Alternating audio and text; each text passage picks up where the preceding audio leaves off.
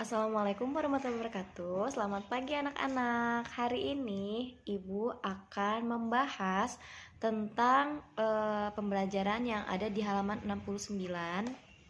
Nih, yang buku orange ini ya, yang 2F. Di halaman 69 di mana di sini ada bahasan tentang penggunaan tanda titik. Nah, ini kan kemarin kalian mengerjakan tapi ini dilewat. Jadi, Ibu mau menjelaskan dulu sedikit tentang penggunaan tanda titik tersebut. Setelah kalian mengetahui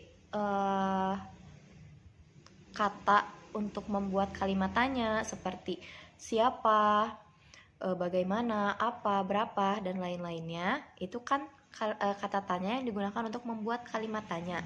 Nah, dalam membuat kalimat tanya, kita membutuhkan tanda baca, yaitu tanda tanya di akhir kalimatnya.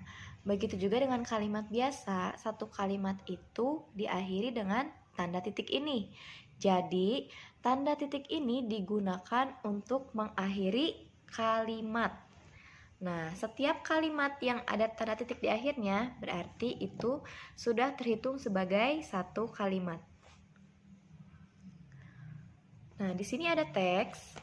Kalian bisa lihat juga, bisa dibuka lagi di halaman 69.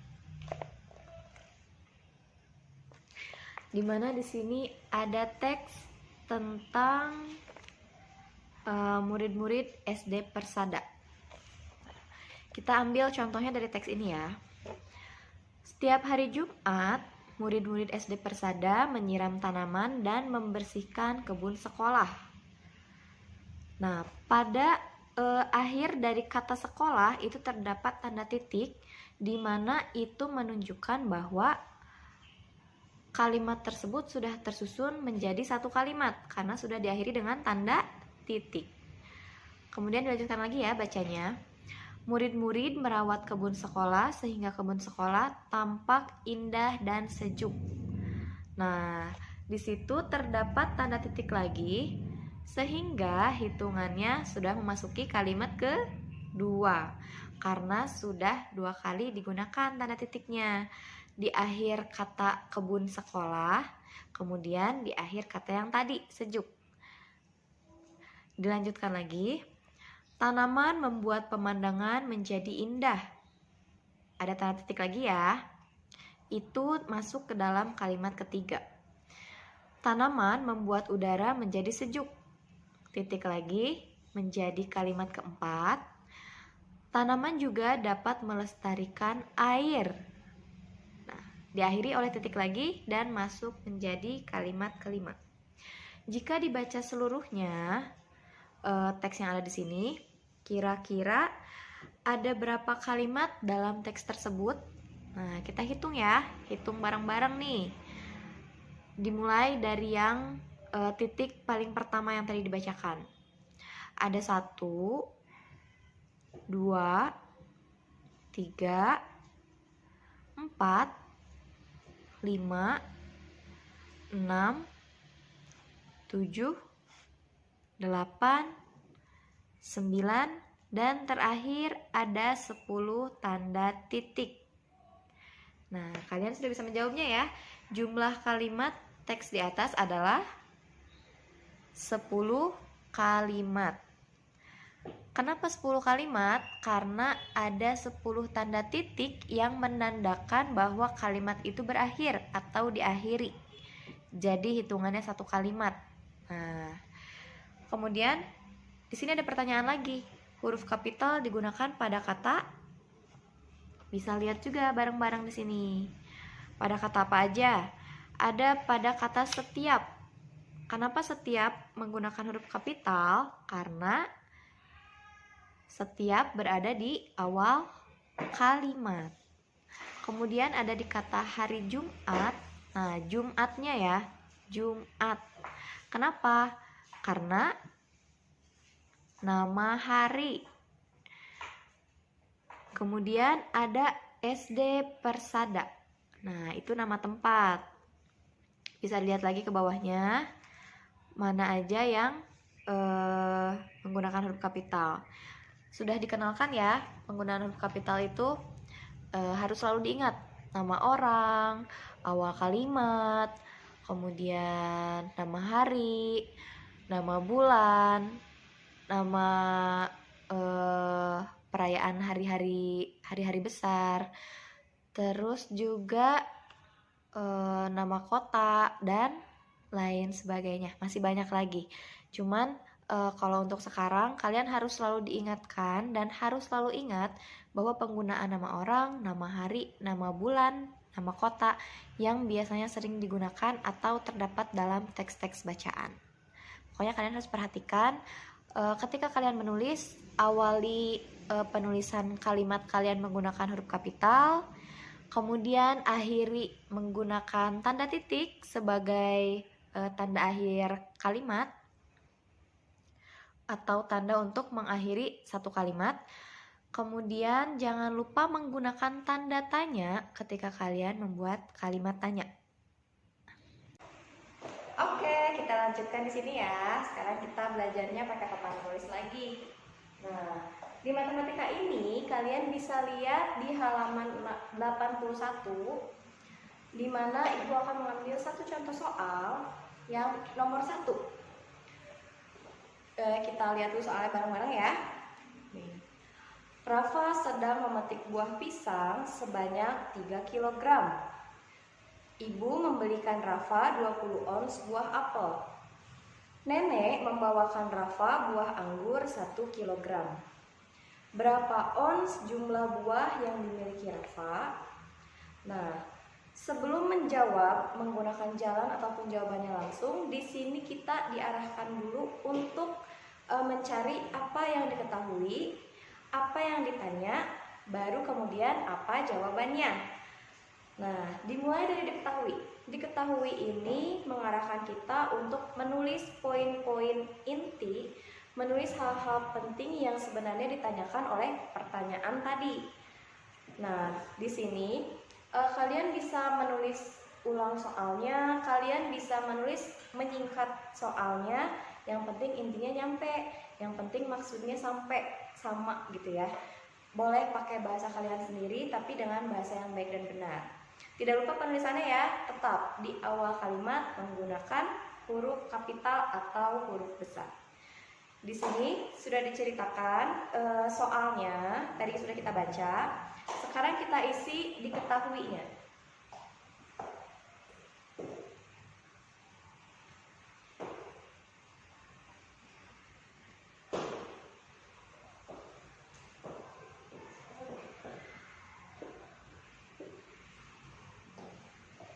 Diketahuinya bisa lebih diringkas atau lebih disingkat menjadi, di sini kan Rafa sedang memetik buah pisang sebanyak 3 kg.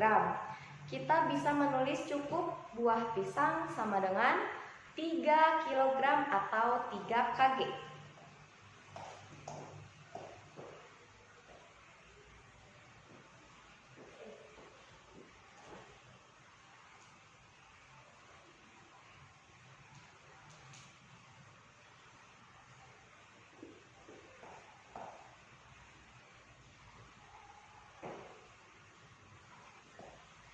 Setelah buah pisang, Ibu membelikan Rafa 20 ons buah apel.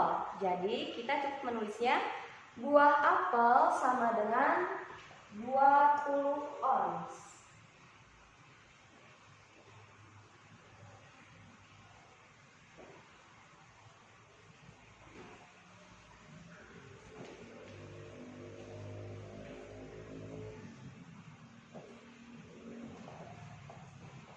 Dan yang terakhir adalah buah anggur sama dengan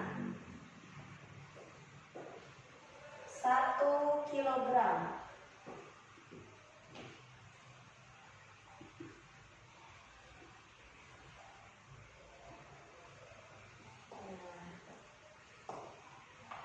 Kemudian kita sudah selesai mengisi yang diketahuinya. Kita beralih ke ditanyakan atau ditanya.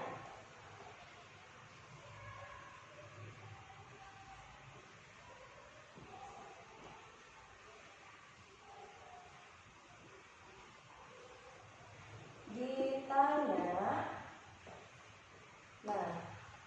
bagian ditanya, kalian mencari tahu apa yang ditanyakan dari soal tersebut. Nah, di sini kan ada berapa ons jumlah buah yang dimiliki Rafa. Kita tinggal menuliskan di bagian ditanya. Berapa ons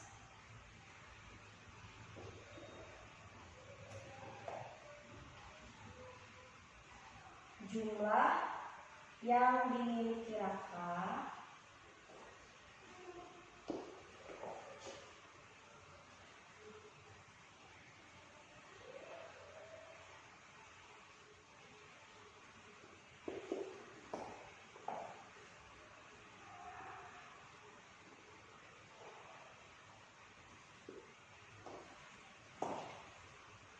sudah ya, seperti ini. Dan yang terakhir yaitu jawabannya.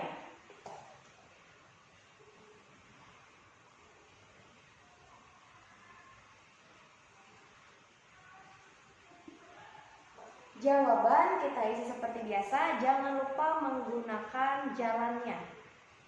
Nah, di sini pertanyaannya 3 kg pisang, 20 ons apel, dan 1 kg anggur yang harus dijumlahkan semuanya dan dikonversi pada satuan ons. Kita tulis dulu ya. 3 kg ditambah 20 ons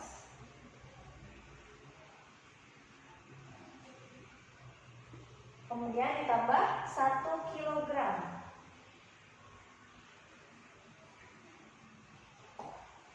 Nah, sama dengan berapa ons?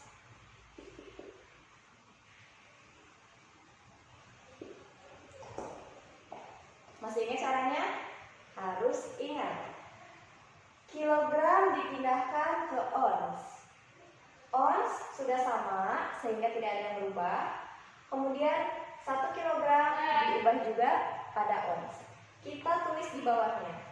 Kilogram ke ons. Ingat tangganya? Harus ingat dan harus tetap dihafal kalau masih ada yang lupa atau masih belum hafal. Dari kilogram ke ons berarti tangganya turun 1 tangga karena susunan ons itu ada di hektogram atau kg yang berarti ada di bawah kilogram atau kg.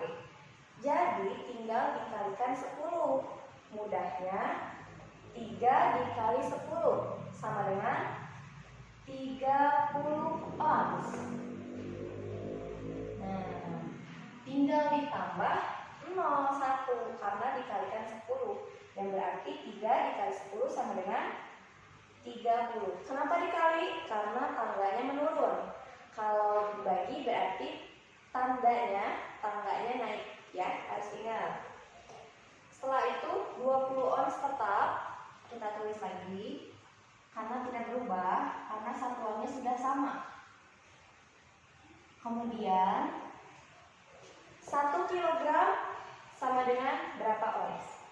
Sama ya, turunnya 1 tangga dikali 10. Jadi 1 dikali 10 sama dengan 10 ons.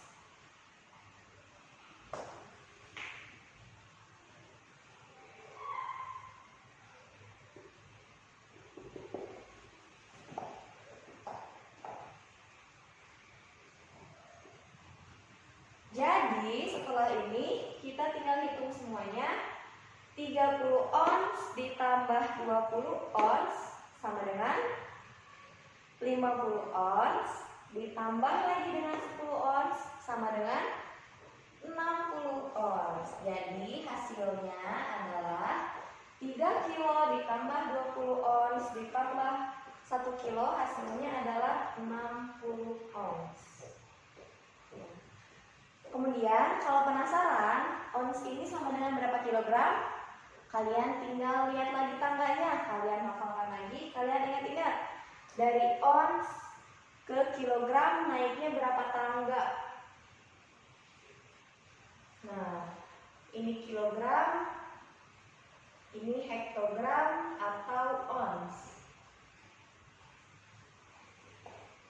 Dari sini ke sini naik 1, berarti kalau naik dibagi 10. Nah, jadi tinggal hitung aja kalau pengen tahu karena kilogramnya. 60 dibagi 10 sama dengan mudahnya nolnya coret, 6 dibagi 1 sama dengan 6 kilogram. Nah, ini hanya kalau pengen tahu dan penasaran ya, tapi kalian kerjakannya sesuai dengan perintah yang ada di soal aja. Nah, sudah 1 nomor, kita kerjakan bersama-sama sebagai contoh juga. Nanti untuk nomor 2 dan 3 silahkan kalian kerjakan secara mandiri. Kalau ada yang nggak bisa ditanyakan langsung. Boleh ke ibu, boleh ke pembimbing belajarnya. Untuk hal-hal yang mungkin masih sulit untuk dimengerti oleh kalian ya.